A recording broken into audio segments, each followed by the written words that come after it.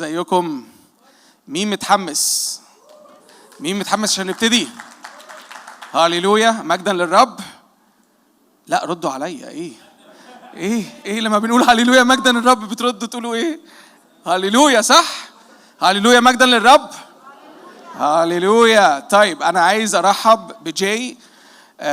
جاي انتوا عارفين انا شرحت امبارح اكتر. جاي قسيس، وانا متحمس جدا جدا اللي هيكون بيتكلم عليه النهارده الصبح. وانا عندي طلب منكم فعلا، حاولوا تكونوا بتتجاوبوا، حاولوا تكونوا بتبعتوا الاسئله، هنكون بنطلعها بعد شويه على الكيو ار كود. احنا عايزين فعلا للاخر كل سؤال انتوا بتحطوه يترد عليه على قد ما نقدر. فعشان كده استاذنكم كونوا مركزين. احنا بنشتغل دلوقتي الانترنت يبقى اقوى في القاعه، بنركز انه الصوت يوصل لكم باحسن طريقه. معلش اصبروا علينا حاجه بسيطه، بس احنا بنشتغل على ده فعلا النهارده الصبح بشكل مختلف تماما عن اللي عملناه امبارح. فاصبروا معانا حاجه بسيطه، بس بنوعدكم ان الحاجه هتتحسن جدا. امين؟ لا مش سامعكم. امين؟ تيجوا ندي جاي سقفه كبيره قوي. واو جاي. Well, good morning, everybody. I'm not sure how I'm going to top that prayer, so it's going to be downhill from here. But I'm very grateful to be here. God is moving in a big way, and I really love hearing those thoughts about this being a launching pad and really leading. One of the fun parts about this moment we're in with AI is nobody really is aware what's going to happen. We kind of have an idea, but the U.S. knows some things, Egypt knows some things, and anybody can kind of take this forward. And it's such an amazing moment that we all can kind of start together and use everything we're learning over the next couple days to reach more people. I'm going to spend some time today talking about how to upgrade your ministry team with AI. And I'm going to give you some practical language, some visuals, some things that you can kind of use to go back to your teams, your volunteers, maybe staff and other people, because we all experience AI at various ways. We all have different feelings about AI, and you might leave here all energized, and then you go back and you hit a wall. You ever done that? Go to a conference and then you go back, and then like nobody else is as excited as you. Anybody done that? Yeah? It's not fun. And so I'm going to give you some verbiage and some language to help you process this. A little bit about me. This is my family. I have 3 amazing kids. They keep me very busy. This is my wife, Jody. I also have been doing digital ministry since 2009. And if you notice in this photo, I don't have any gray hair. So digital ministry has given me a lot of gray hair. But I've been very grateful to be the online pastor at Saddleback. About a year ago, I stepped into a new role as the innovative tech pastor, overseeing all of our technology and how do we use that to accomplish our kingdom goals. And AI is a big part of that. And I'm in Southern California. If you're ever in Southern California at Saddleback, make sure you message me on Instagram. I would love to give you a tour of our beautiful church. I also have been working with MI since 2016. It's so fun. One of the things I was thinking about during this prayer is one of the ministries that was at one of the first trainings was Sat7. And I just think how God has used that and used them and used MI in the region. I oversee training, which is a very fun role, and AI is a big part of that. I also recently, about a year ago, I wrote a book, Online Church is Not the Answer, Beyond Just Streaming to Hybrid Discipleship. And you might go, Jay, that title doesn't make any sense. Like, how can you be online church is not the answer? And one of the things that you're going to hear from me throughout this time together is this idea that, yes, technology and digital is amazing, but there's limits to what we can do online. And I believe it's about working together with the offline, the in-person, and the digital that makes it an amazing experience. And so I wrote that to kind of share all my thoughts.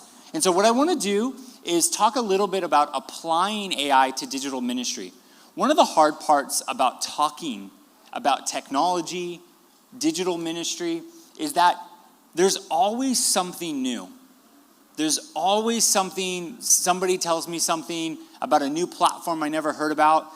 Nick yesterday shared this about everything that's changed in the last 30 days. one of the things that's really important is this idea that focus is more important than ever. Because there's so many apps, there's so many platforms, there's so many tools, and you have to discern, what are you trying to do? Who are you trying to reach? Amazing part about this is we have different types of people, different languages. I mean, I was getting emotional just hearing the worship and kind of getting a glimpse of heaven and thinking about, I'm reaching certain people in California. People here are reaching different people maybe in Egypt or from your country. And we all are going to use different tools for different reasons. So you don't just copy and paste what we're doing. You have to filter it through what are you trying to do and who are you trying to reach. And so I jokingly call this the multiverse of opportunities, kind of going back to Daniel's comment yesterday on the panel on the Marvel, where there's all these universes and all these things we can be doing, but you need to stay true to the calling and the mandate that God's put on you and the people to reach. So you walk away from a conference not going, oh, I'm going to do exactly what Saddleback Church does. I'm going to do what God has called me to do in my region with my people. And so you need to take different tools for different reasons. The other thing is the new is always distracting. This was announced a couple months ago. These are the new Meta glasses. It comes with this really crazy, anybody see this already? Anybody? A couple, yeah. It comes with a band that you put around your wrist, and instead of having a remote, you can use the muscles in your arm to trigger it. And so what happens is we see this and we go, oh wait, what do I do with this? Am I supposed to be using this for ministry? And so there's always something new happening. The new is distracting. It's fun. I love the new. I'm very much like, I love reading about the technology. The problem is this is probably not relevant to us right now. It's not.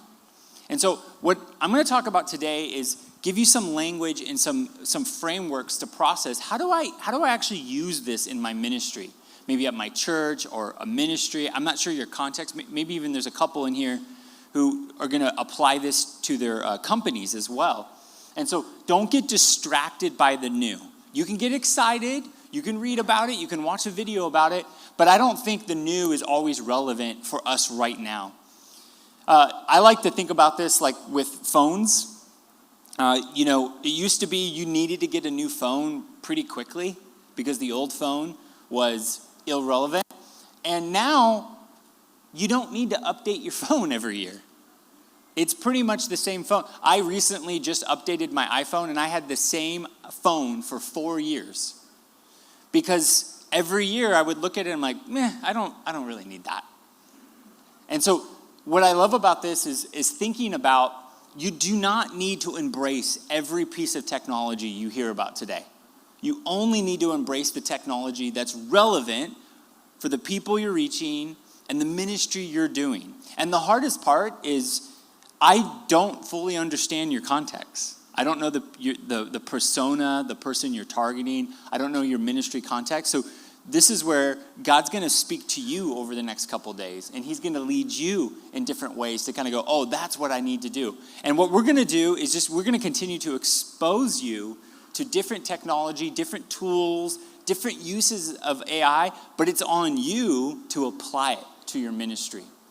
So one of the examples I love, this is from a book by Tony Reich, and he uses this example of, if you look at the Bible, early on in the Bible, you have two moments where technology is seen as a good and technology is seen as a bad.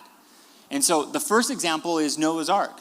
The greatest technical feat ever done at its time is used. I mean, this is a marvel of a building project. We're still trying to find it today. Some of you may know where it is. I don't know where it is. And the thing is with this is that this is used to save all of humanity. Then a couple chapters later, we have the Tower of Babel, the next greatest feat, and it's seen as a negative, a distraction.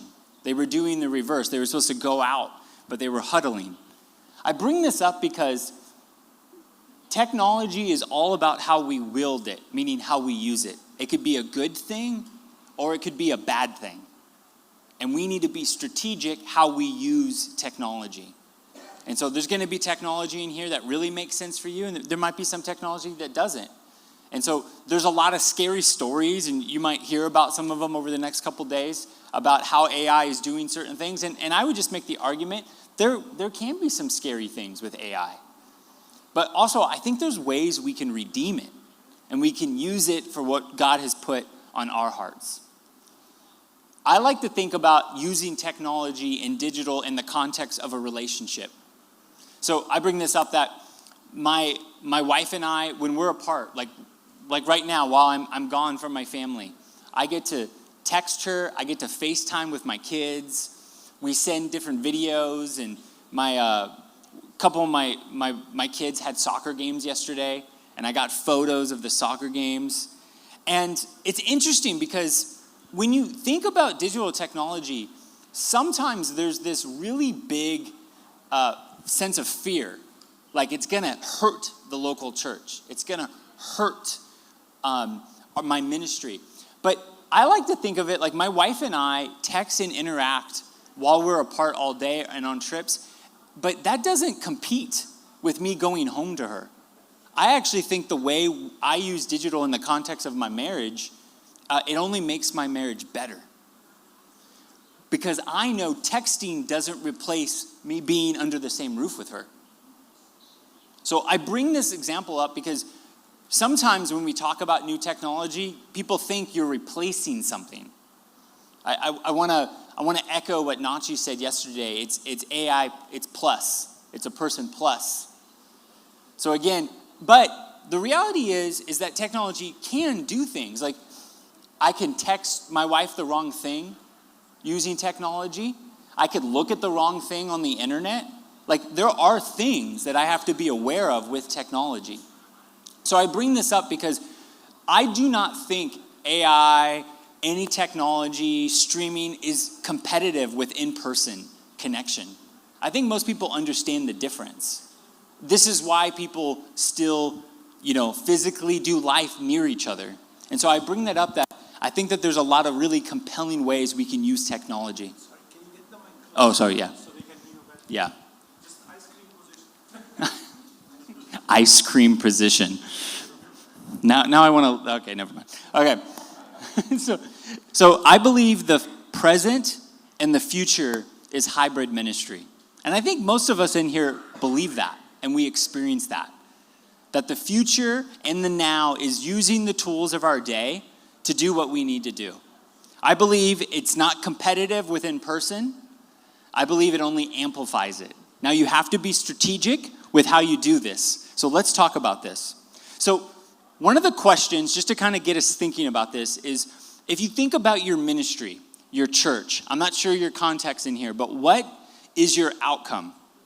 What are you trying to do with your ministry? Okay? And sometimes, and I'll just be honest here, sometimes we think our outcome is to fill a room. We think, we just need to get people together and do this thing. I would make the argument our outcome is not to fill a room, but to produce spiritual fruit.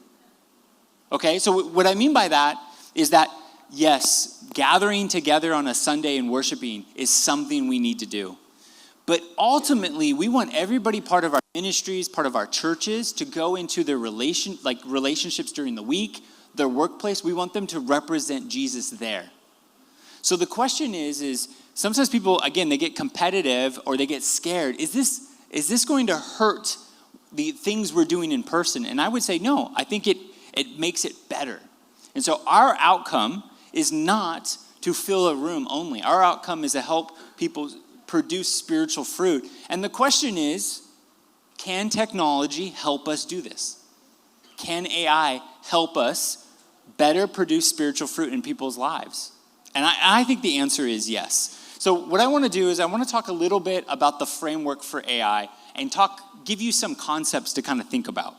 So first, let's talk about this idea of understanding the different approaches of how you can use digital and then your teams. And so, like I said at the beginning, my hope here is that I want to give you some language that you could go back to your teams and people in your life that are helping you do ministry, and you could get them on board. Because sometimes people just need to catch the vision. And if it's just like, oh, we think AI is cool, that's not really enough. We gotta get them on board. Why is this helpful? So a couple things I wanted to hit first.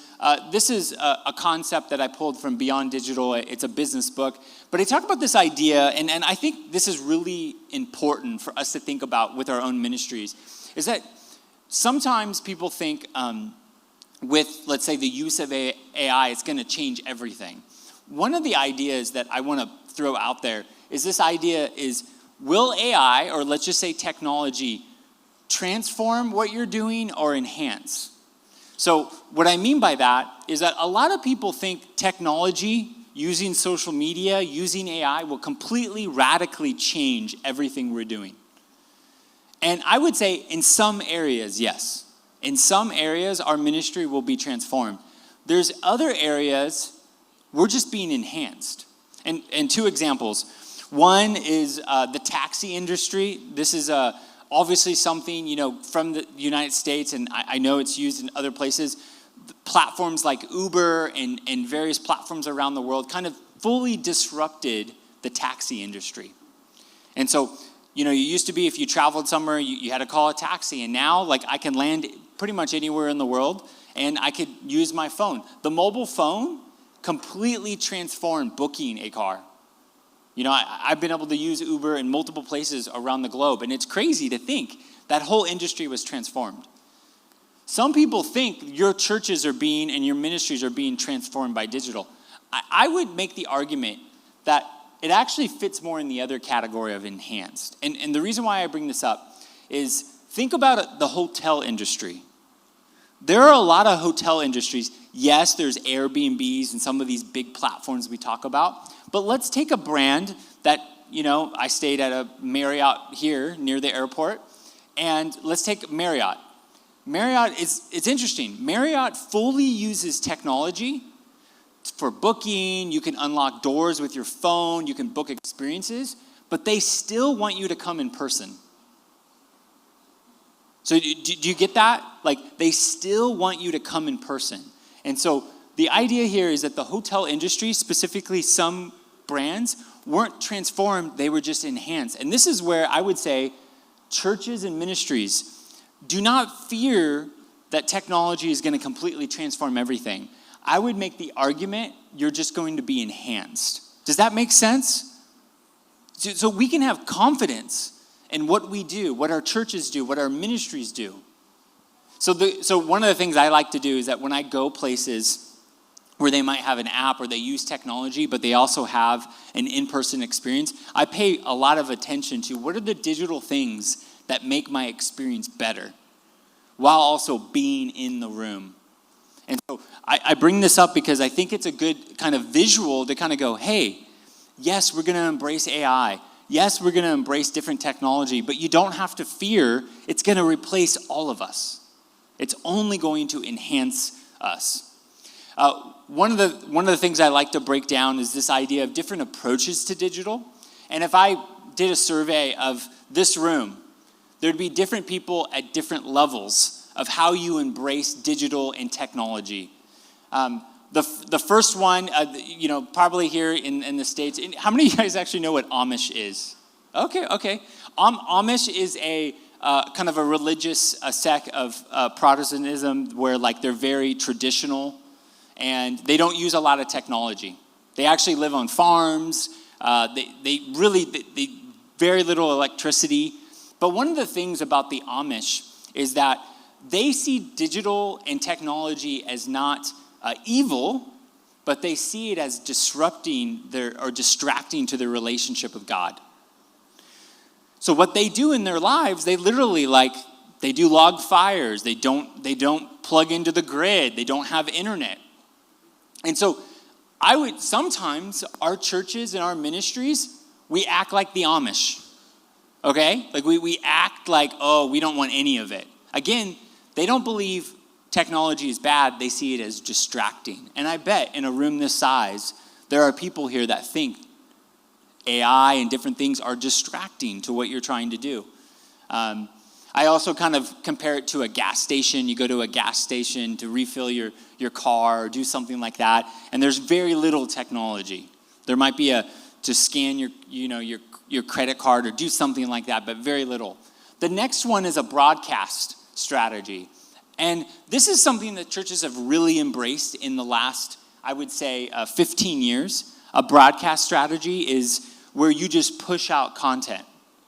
So you're like, okay, I believe in digital, I believe in all this, so I'm just gonna post. I'm gonna post on Facebook, on Instagram, on YouTube, and what you're doing is that you're just pushing content out.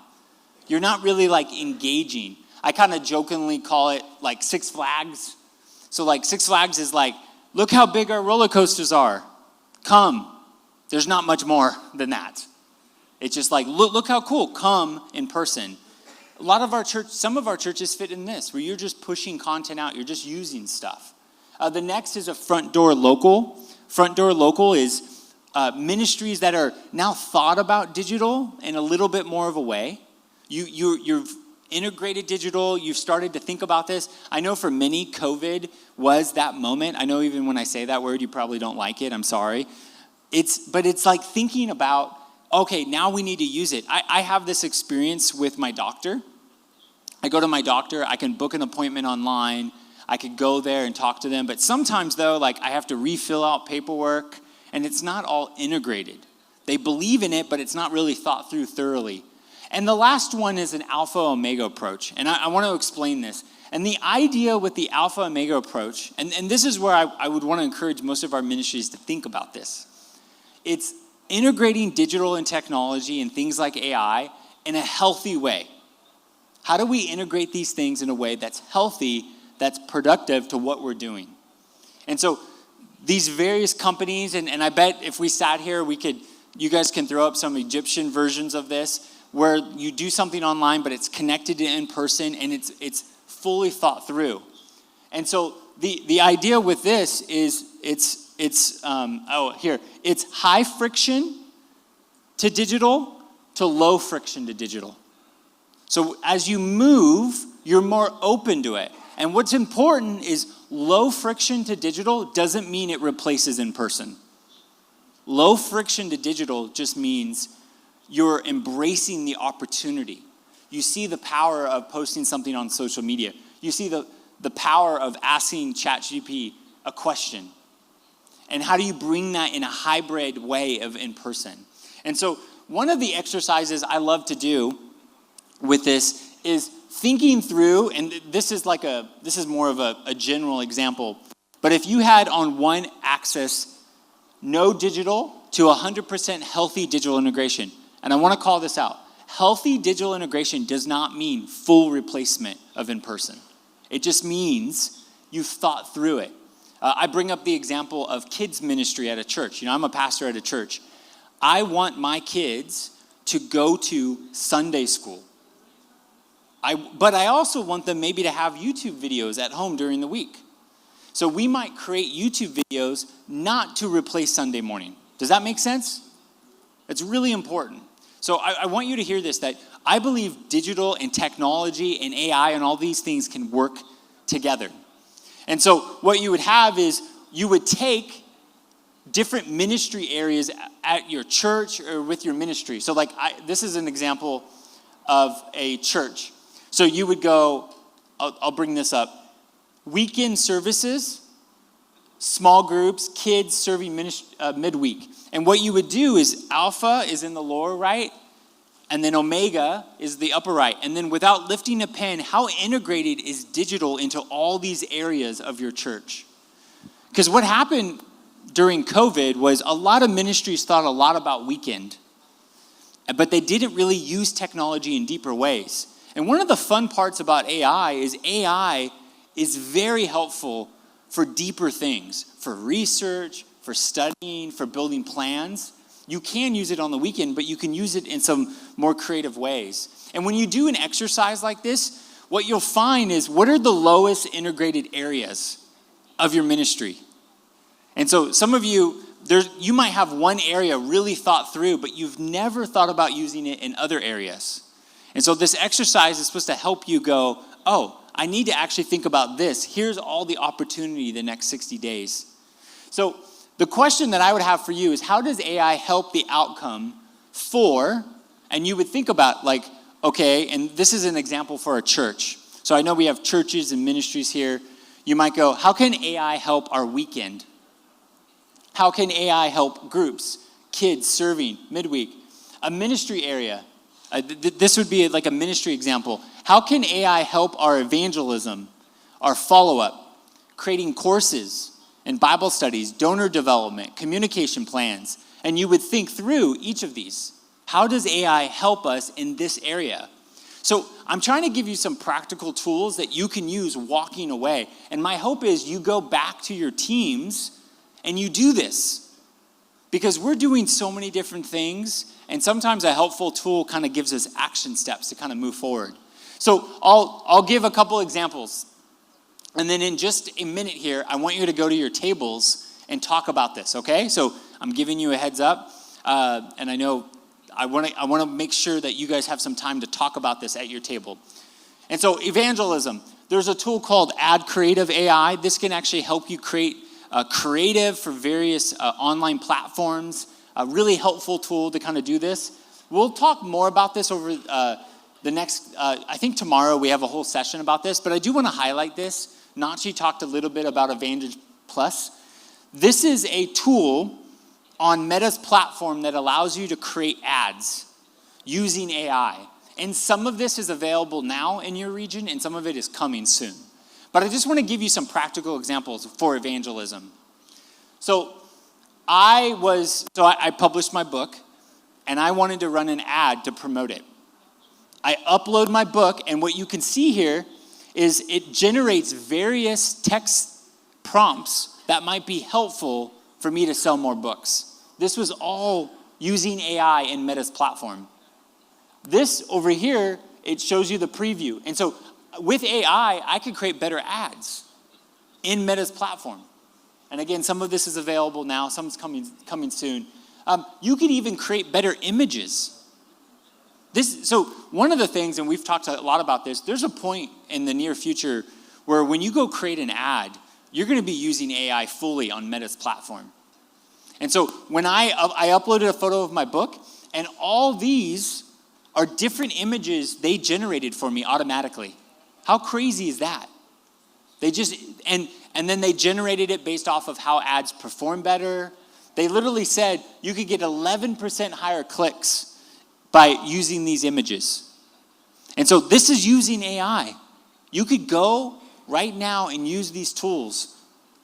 Another example, you can create videos. They just recently rolled out videos because videos perform better on these platforms. And so I didn't have to create a video in Final Cut or even Canva. I literally just uploaded a photo and they generated all these images. Again, that's a very practical way you can use AI to create better ads.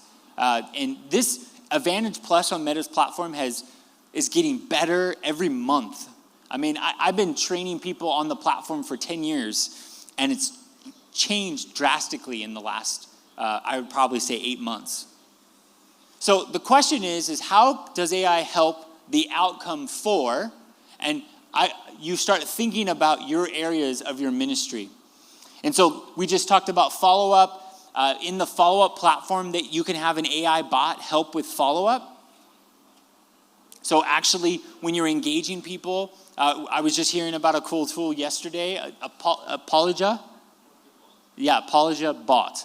If you want to know more about that, come to me and I'll connect. But AI, one of the things that AI is going to do a lot of in the coming months and years is what's going to happen is you're going to still do personal follow-up, but you might have a bot that does some of the initial conversation, and then you hand it off to a person. And so they can filter people. It doesn't mean it's going to replace in person. It's going to come alongside and enhance it. There's another tool called Crisp Chat. This is more of an advanced tool, but we're looking at having one of these at my church on our app and our website where it can interact with people and has an AI summary and it can do various things. Canva for courses and Bible studies. They have a new tool in Canva where it'll automatically create different layouts so that you can print various things and you can just hit a button and it generates you give it different prompts, and it's easier than ever to create tools. Donor development. Generally, one of the biggest things that I've done recently is I use, and we can fight about this later, everybody is very particular about their AI platform of choice. I use them all, but I use Gemini most of the time. And I changed, so I have a newer phone, and there's a action button on my iPhone, and my action button goes to Gemini. So that's a simple thing, and just as I'm talking about things, anytime I can ask questions. That's a simple way that I've integrated. And then a communication plan, AI Rightly, is a great tool where it will generate different copy for you. And there's so many of these. And one of the things I want to encourage you, when you're going around during the coffee breaks, the dinners, the lunches, please ask people, what is your favorite AI tool right now? Because there are so many tools. There's so many different tools that I'm not aware of, but you're aware of. I'm constantly learning about a new tool. And so my hope is, you might be like, Jay, like this is not a good tool. You should be using this. Share it. We need to be learning together. Thinking about that prayer earlier, that we're partnering together.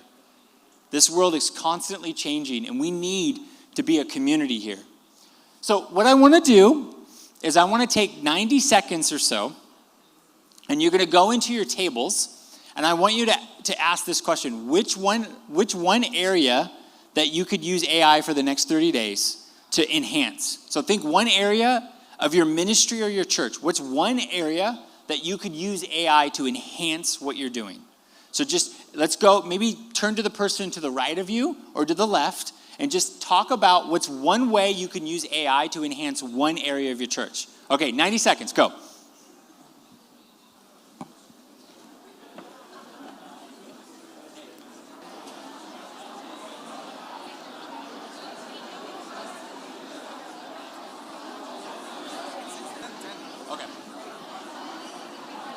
It's hard to clap with a clicker and a mic at the same time. So I hope you had some really good conversations. My encouragement is that there's so many different things that we can be using. And I hope you kind of heard an idea and that encourages you. This is what community is. Community is learning what other people are doing, and that sparks an idea. You know, iron sharpens iron. I'm always learning stuff from other people. And so I want to encourage you that everybody in here is learning together. Okay, let's talk about some general thoughts about AI. First, I think it's important to understand that AI is a tool, not the mission, meaning that it's not going to replace what we're doing. And I bring that up because we can get wrapped up that AI is going to completely help us and transform everything we're doing, but it's not. The gospel never changes. AI is just a tool. The mission isn't content creation, it's discipleship. So you can use AI to kind of aid what you're doing. The other thing is thinking about AI is this idea that AI creates abundance, but we need discernment, meaning it's easier than ever to create content and do things, but we also need discernment. And so one of the things that we're going to have to do is this idea of there's limitless content, and we need to discern, how do we have a presence in this? And so this is why personal touches, conversations, this is really important. The other thing is there's a battle for attention and trust. We talked a little bit about this yesterday. There's this phrase, have you guys heard the phrase AI slop? AI slop, anybody? No? AI slop it's just junk. It's like junk food. AI slop is just, it creates random images. They're not really useful. And so the idea here is that this is an example of AI slop, Jesus fighting the devil. And the point is that AI can create all sorts of stuff, but it's creating a lot of stuff. And so this is why AI is really good when a good human uses it in the right way. One of the things that we talk about is this idea of a concept. This is a little bit, and I'm curious how the translator is going to handle this one. The uncanny valley. I know Nick, I think, mentioned this yesterday a little bit. But the uncanny valley is when your brain sees something and you know it's fake. You ever done that? Like when your brain sees something and you go, oh, that's not real. And so this happens a lot in movies with bad CGI. Like you'll see something and you're like, oh, that dinosaur is definitely not real, even though dinosaurs, yeah. And so, but the point is that AI is kind of like that. It's uncanny. It's a little off. I had somebody on my team, I think I was mentioning this yesterday, that sent me something, and as I'm reading it, my brain just picked up that this wasn't him. And so the point is that AI can create a lot, and people are using it, but it doesn't mean we can just copy and paste it. We have to be smart. The other concept here that I think is really important, this is just more of an encouragement, is that enterprise now, consumer next. And what I mean by that is that companies and organizations are using AI, and then what happens downstream is that we get better tools.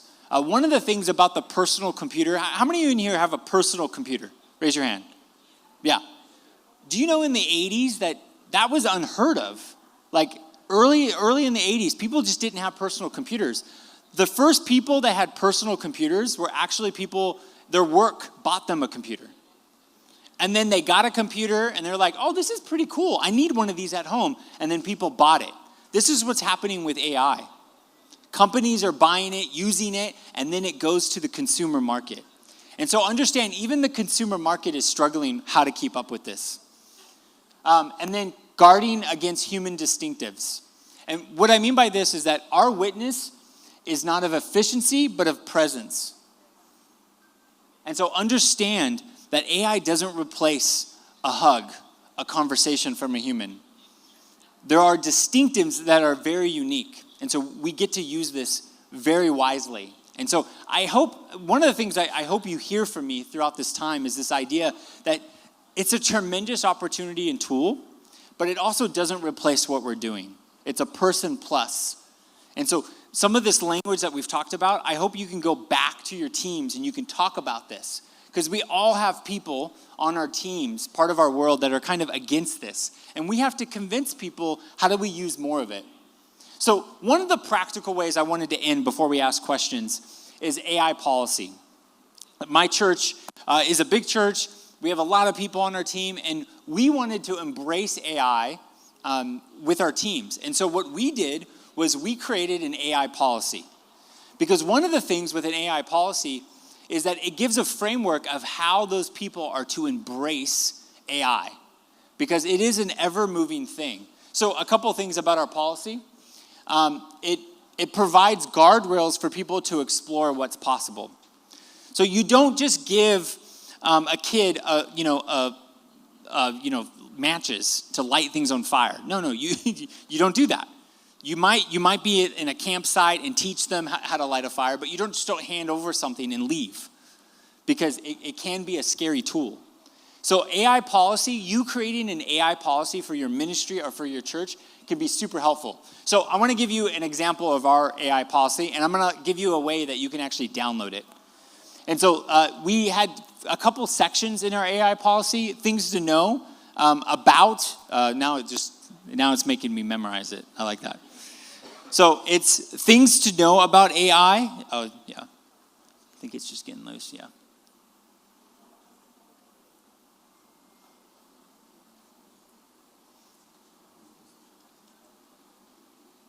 Go. There it is. That was a good run up. I like that. Things to know about when using AI at our church, practical ways to leverage AI as a staff member, how to write the right prompts with Google Gemini. Our church uses, we have a nonprofit account with Google, so we use Gemini. One of the good things too is that if you use one platform, you can control a lot more of the data that flows in and out of these platforms. Advanced tools, practical ways to use notebook LLMs.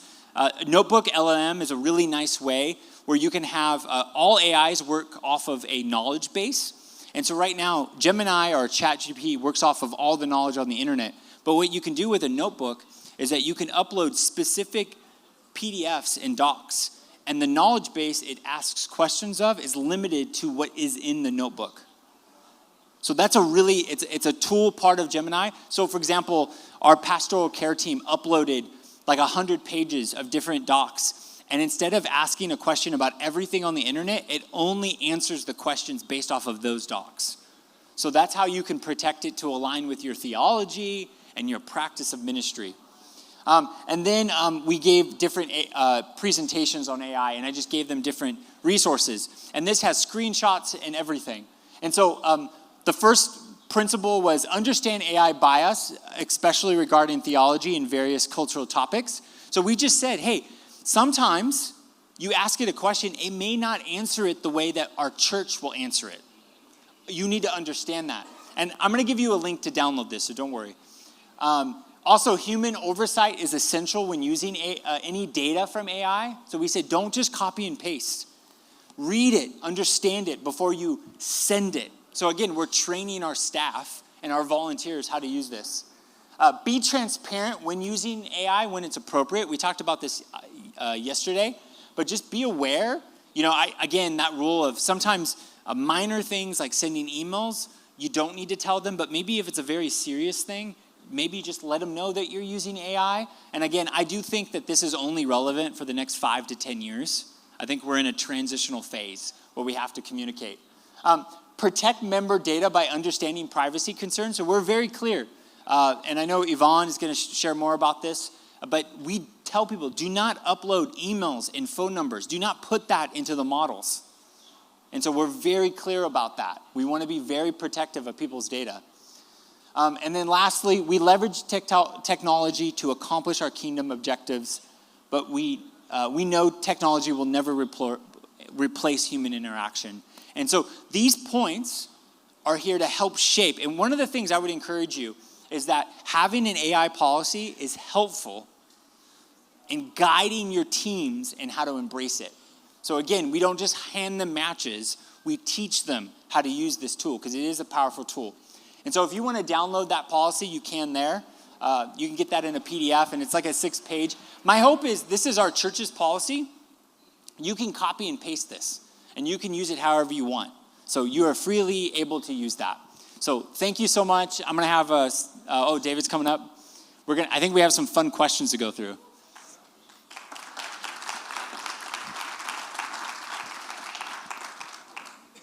All right, thank you. It's very helpful, and definitely this is something that we need to understand more practically. Some practical questions like, would you recommend 3 AI tools that we can use in our ministries that you've been using and you found it successful? And if there is tools to avoid and some, like we've been using it, but you recommend don't waste your time. There are other replacement tools that we use. Yeah, I mean, some of the tools that I already referenced, I will say I do feel 70% of my AI usage is using just a Gemini or a ChatGPT and getting better at prompting. So most of my tools are around that. And so those are some of the tools I use. I would say I have been very impressed just because I create a lot of graphics and different things. Platforms like Canva have been really impressive in what I use and how I create. Tools to avoid. I think the only tools that I avoid, I'm very aware of the tools that might be storing my information wrong. And so that takes a little bit more research.